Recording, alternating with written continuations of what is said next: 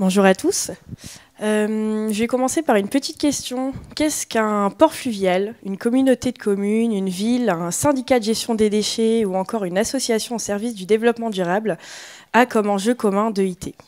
Je suis Valentine Torder, je travaille en tant que chargée d'EIT à la Chambre de commerce des Hauts-de-France. Et je suis ici pour vous parler de notre démarche d'EIT qui est régionale, collaborative et partenariale. Donc c'est dans le cadre de notre démarche régionale coportée par le Conseil régional et la CCI nommée REF3 pour troisième révolution industrielle que nous accompagnons les entreprises et les territoires dans leur transition écologique et énergétique. Et pour ça, on s'est doté il y a 1 an et demi de l'outil national des CCI actif parce que donc, dans cette grande ambition REF3, effectivement, l'économie circulaire et l'écologie industrielle et territoriale ont toute leur place. Et cet outil nous permet de recenser, cartographier les gisements perdus sur le territoire pour détecter, créer des synergies entre les acteurs. Sauf qu'on n'a pas voulu travailler seul sur cette démarche.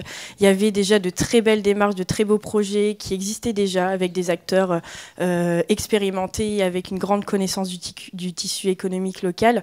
Nous, ce qu'on a voulu apporter avec l'outil actif, c'est un outil commun qui va venir techniquement aider les démarches à être facilitées par la détection automatique de synergie. Donc aider les démarches existantes, mais aussi aider à engager des démarches naissantes. Et pour cela, donc l'idée, c'était effectivement d'aller chercher des partenaires, des territoires qui voulaient travailler sur la création de nouvelles boucles d'économie circulaire, de limiter les tensions sur la matière première, réduire l'impact carbone, etc. Et pour ça, aujourd'hui, on travaille avec 6 partenaires qui ont des ambitions, des besoins différents. Par exemple, on travaille avec les ports de l'île qui œuvrent à cartographier les flux entrants, les flux sortants des ports, mais aussi à instaurer une communication entre les acteurs de la zone pour faire émerger des projets de mutualisation de gestion des déchets. On a aussi la ville de Roubaix, Thibaut nous en parlera tout à l'heure, qui, dans son programme Upcycle Your Waste, travaille sur la mise en œuvre de nouvelles solutions de revalorisation des déchets, mais aussi de création de matériothèques et d'autres projets. Et ce partenaire qui, notamment, travaille avec un autre partenaire de notre démarche régionale, le pôle Synéo, dans la mise en œuvre d'ateliers de création de synergie interentreprises sous la méthode PTSI, ou encore la création d'un groupe de travail pour trouver des solutions de revalorisation aux déchets de la filière bois. Je peux aussi prendre un dernier exemple du syndicat de gestion des déchets de l'Aisne qui travaille avec une communauté de communes pour instaurer une démarche d'EIT dans une zone industrielle. Et finalement, c'est l'ensemble de ces démarches qui sont très diverses et multiples qui vont enrichir notre démarche régionale. Notre démarche régionale qui porte ses fruits, donc je dis depuis 1 an et demi, parce qu'aujourd'hui, on a 175 entreprises référencées sur notre calque Hauts-de-France, qui correspond à peu près 590 flux recensés et environ 150 synergies détectées. Tout ça, c'est possible par le rôle clé des animateurs de zone. Et donc, quelle est la suite de notre démarche? La suite, c'est bien sûr mettre en œuvre les synergies qu'on a identifiées sur les différents territoires, tous ensemble, conjointement, mais également travailler à la massification du nombre d'entreprises engagées dans notre démarche et créer une vraie animation entre ces acteurs-là, engager des réunions de retour d'expérience des uns des autres pour qu'on puisse partager les synergies. Il y a des démarches donc locales qui s'intègrent dans une démarche globale régionale, comment on travaille ensemble. Et ça, on va être aidé, on l'espère, sur cette nouvelle portée un peu plus massive, avec une feuille de route régionale Hauts-de-France coportée par l'ADEME et le Conseil régional, qui devrait porter les démarches d'EIT et nous aider à utiliser conjointement les outils qui sont à notre disposition.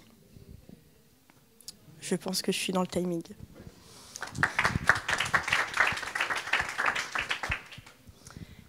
Est-ce que vous avez donc des questions? J'ai bien compris les liens, notamment plutôt au niveau des différents acteurs avec lesquels vous travaillez, mais sur l'outil actif, est-ce que vous pouvez un peu plus rentrer dans les différentes fonctionnalités? Oui. Alors, peut-être citer 1 ou 2 exemples? Oui, oui, oui, tout à fait. L'outil actif, donc c'est un outil qui nous permet d'identifier des gisements, une offre, une demande d'une entreprise, d'un organisme, et ce que ce soit de la matière, de l'eau, de l'énergie, des ressources humaines, des équipements industriels ou encore du foncier. Et en fait, cette offre et cette demande va être cartographiée, géolocalisée sur un territoire, et l'outil va directement détecter finalement des matchs entre cette offre et demande et nous proposer un projet à mettre en œuvre. Donc soit ça vient d'un animateur qui va aller contacter les 2 entreprises ou 3 ou 4 si on est sur quelque chose de mutualisé, discuter avec eux, voir si on peut faire émerger une synergie, ou alors les entreprises peuvent se référencer gratuitement dans l'outil, créer leurs annonces, offres, demandes, et faire cette première recherche via l'outil de synergie et contacter l'entreprise.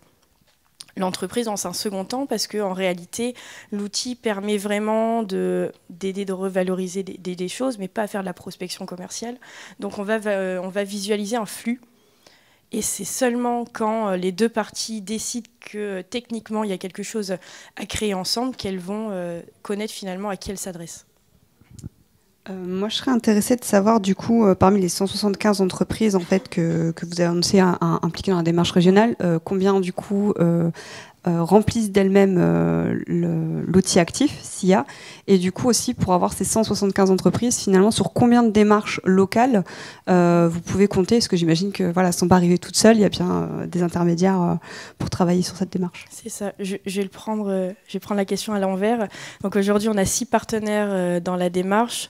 On a 3 démarches qui sont réellement opérationnelles, les 3 autres sont en cours d'élaboration. Donc on en a 3 qui nous apportent de la donnée sur notre calque et qui contribuent à ces 175 entreprises. Et sur ces 175, il y a à peu près la moitié qui est saisie par des partenaires.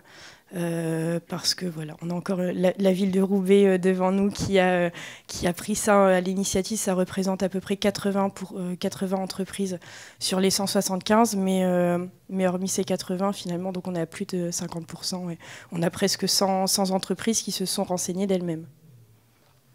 Après, sur ces 100, toutes n'ont pas joué le jeu de revenir sur la plateforme. C'est-à-dire qu'il y a une première saisie et on est à un taux un petit peu plus faible sur les entreprises qui vraiment mettent à jour la donnée et vont d'elles-mêmes rechercher des synergies. Parce que c'est un outil qui est assez récent, le fait que les entreprises puissent aller sur Active. Donc ça fait combien de temps que vous utilisez, que vous avez proposé ça aux entreprises ? Alors nous, on utilise depuis 1 an et demi en Hauts-de-France l'outil, mais l'outil existe depuis 2012-2013. Donc 2012, il a été créé et opérationnel en 2013, géré par la CCI Occitanie avec Jessica qui est parmi nous aujourd'hui. Donc l'outil existe et fait ses preuves déjà depuis 10 ans. Et c'est depuis l'année dernière, la version 4 de l'outil, que les entreprises peuvent se référencer d'elles-mêmes. Je travaille avec une entreprise de permaculture sur la métropole de Lille et du coup je voulais en savoir un peu plus sur la filière de valorisation de bois que vous avez mentionné à un moment. Alors donc encore une fois on est sur le début d'une démarche, c'est-à-dire que aujourd'hui la filière bois c'est ce qu'il y a de plus représenté dans nos gisements actifs, c'est-à-dire qu'on a énormément de palettes, de cagettes, de déchets bois. Donc on a déjà des premières synergies de substitution qui peuvent être détectées là-dessus parce qu'on a une base de données et conséquences qui nous permettent. Mais pour les projets qui ne trouveraient pas de synergie, là il y a un groupe de travail qui s'est ouvert avec du coup le pôle Cinéo, la ville de Roubaix et nous, CCI, on va intervenir dedans aussi. Donc les premières discussions vont démarrer. Merci beaucoup.